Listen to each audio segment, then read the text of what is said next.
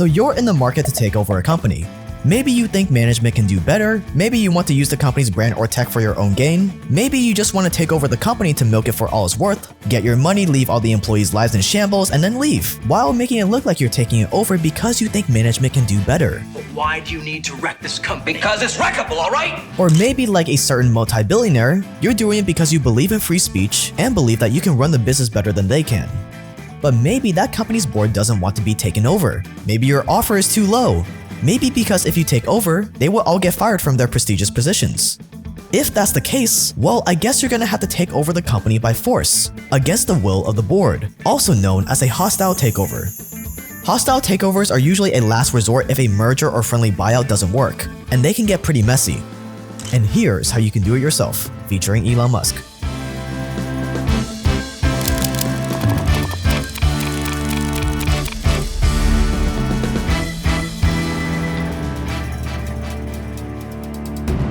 Way back before companies had teams of the best lawyers on standby, hostile takeovers were pretty easy. All you had to do was buy a bunch of stock and march into the boardroom telling everyone they're fired. You're fired! We gotta start cutting the crust off this sandwich! Fire in a hole, everybody! Come on, work! Seriously, you could buy up the majority of a company's stock and there was nothing they could do about it. One of the first people to do this was Cornelius Vanderbilt, the railway and shipping tycoon. Cornelius owned all the railroads in and out of New York, and when his competitors didn't submit to him, he blocked all their trains from going in and out of New York, effectively shutting their businesses down, which led to them hemorrhaging money every single day. Their stock prices nosedived. And he was right there ready to buy up all those shares for cents on the dollar. There were literally no safeguards against getting your company taken from you. But today, companies have developed some pretty smart defenses to stop that from happening. So we need to be a little more strategic.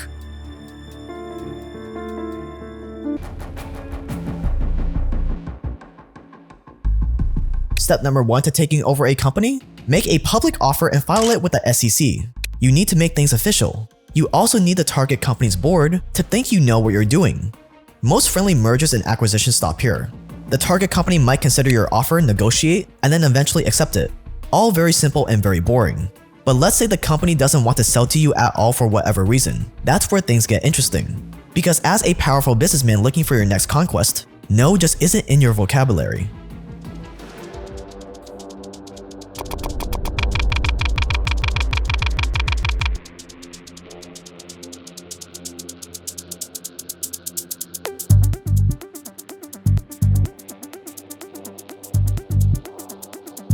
You've asked, you've negotiated, you've played nice, but the company still doesn't want to budge. Well, it's time to take out the big guns. Most companies are influenced by the people who own a majority or a controlling number of shares in the company. The only real way to take control of a company against the CEO or manager's wishes is to target the people who own those controlling shares. Here are your options.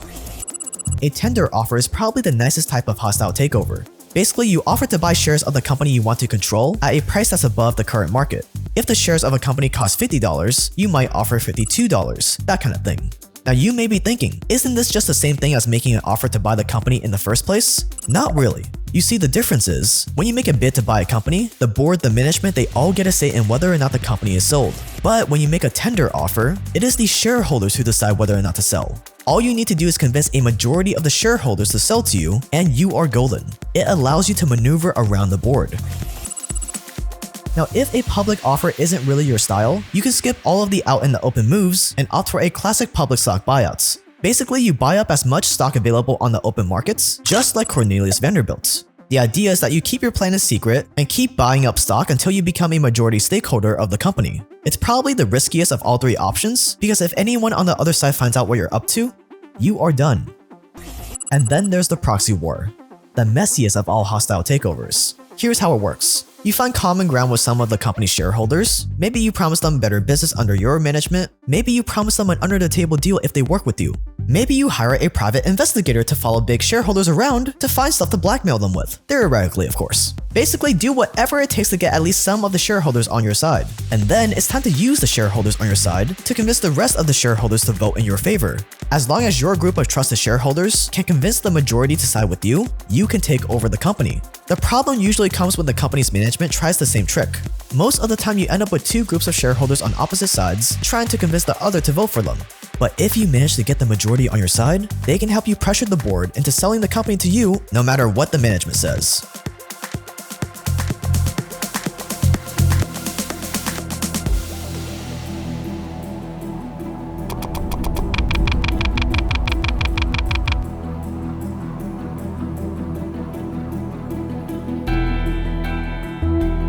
What's the natural defense when a predator is backed into a corner?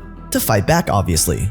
As soon as you launch your hostile takeover, prepare for the company's defense. We're not in Vanderbilt's days anymore, and companies trying to block a hostile takeover have a lot of options. First is the poison pill defense. Poison pill is basically a defensive maneuver that a board of directors uses to prevent a hostile takeover. And basically, the simple way it works is it allows the board to create enormous amounts of new shares and effectively dilute the potential hostile acquirer so that it becomes economically unfeasible for them to get enough shares to get control. Basically, once the company realizes you want to buy up shares, they suddenly create a lot more shares out of thin air at a discount, and then they sell those discounted shares to everyone except for you.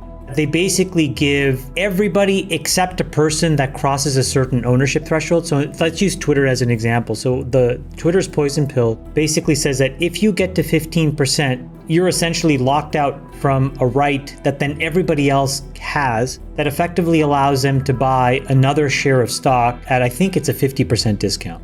So basically, it becomes way too expensive for you to buy the amount of shares you would need to take over.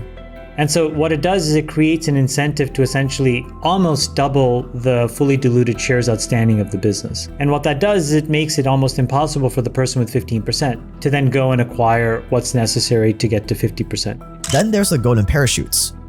This is where a contract is created that gives the guys in charge massive compensation if the company merges or is sold. So now, even if you manage to buy the company or take over, you'll also need to pay the management millions of dollars extra. If you're Elon Musk, that doesn't really matter because you can keep throwing money at your problems. But if you're relying on an investor to fund your takeover or have limited funds to use, it could end your dreams in seconds. Then there's the crown jewel defense. What happens is the company sells off most of its valuable assets, all in an effort to convince you to not continue your attack. They're basically defending against your hostile takeover by committing suicide. These are nowhere near all the defenses a company can take, but they're the best and most common. Another defense could be hiring your own private investigator to follow your attacker around to find stuff to blackmail them with, also theoretical. If by some miracle you manage to get past everything the company throws at you, congratulations, you have reached the finish line.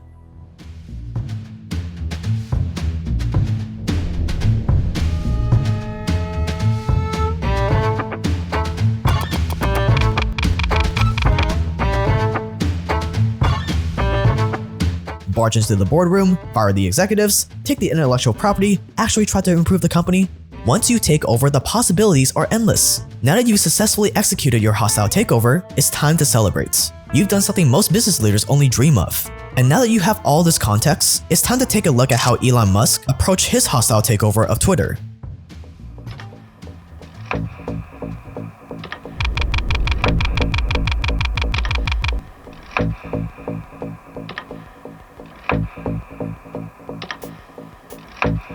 Elon's hostile takeover was ridiculously textbook. He followed pretty much every step in this guide.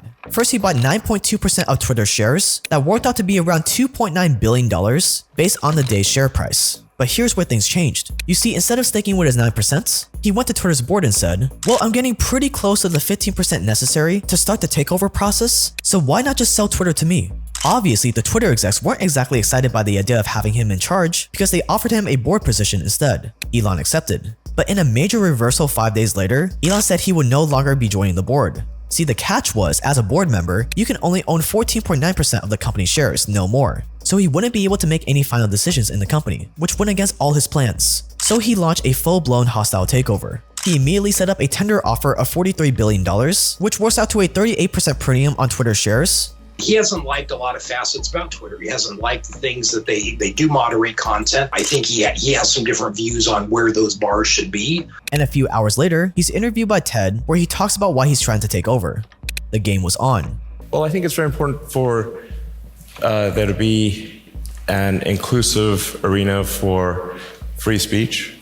Twitter has become kind of the de facto town square. It's just really important that people have both the reality and the perception that they are able to speak freely within the bounds of the law. Last week when we spoke, Elon, I asked you whether you were thinking of taking over. You said, no way. You said, I do not want to own Twitter. It is a recipe for misery. Everyone will blame me for everything. What on earth changed? No, I think everyone will still blame me for everything. Yeah, if I acquire Twitter and something goes wrong, it's my fault, 100%. I think there will be quite a few errors. Yes. It will be miserable, but you still want to do it. Why? I mean, I hope it's not too miserable, but I just think it's important to the it's important to the function of democracy. It's important to the function of the United States as a free country and many other countries, and to help freedom in the world more broadly than the U.S. And so I think it's a I think there's the risk, civilizational risk is decreased if Twitter, the more we can increase the trust of Twitter as a public platform.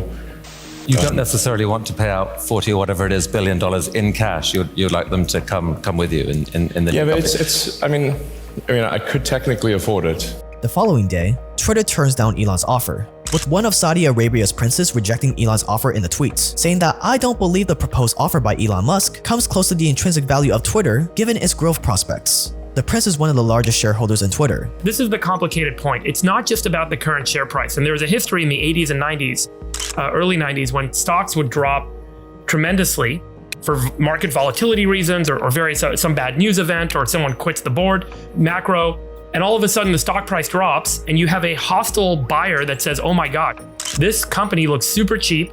I'm gonna come in and buy it while it's cheap, and I'll offer them a premium to the current share price. And the share price recently may have been much higher than the price that's being offered. And the board says, you know what, we're gonna get back to that share price because the market will pick up again. The things we're working on are gonna grow us out of this hole. So remember, it was only a few months ago, Twitter stock was trading at 70. The stock price dropped with market compression we've all experienced. And then Elon's come along and said, I'll offer you guys $54. And the board's like, wait, a few months ago we were at 70. We have all these great things we're working on. And so I'm just trying to paint the other side for everyone, that this is not just like a clear cut. Which led to one of my favorite bits on Andrew Schultz's Flagrant 2 podcast. Link below. This Saudi prince that looks like Wario just sniffed a little girl's bicycle seat rejected Elon's offer to buy Twitter. He said Elon's offer, which was 38% above the stock price, was too little. What? This guy must be dropping acid, and I'm not talking about on women trying to drive.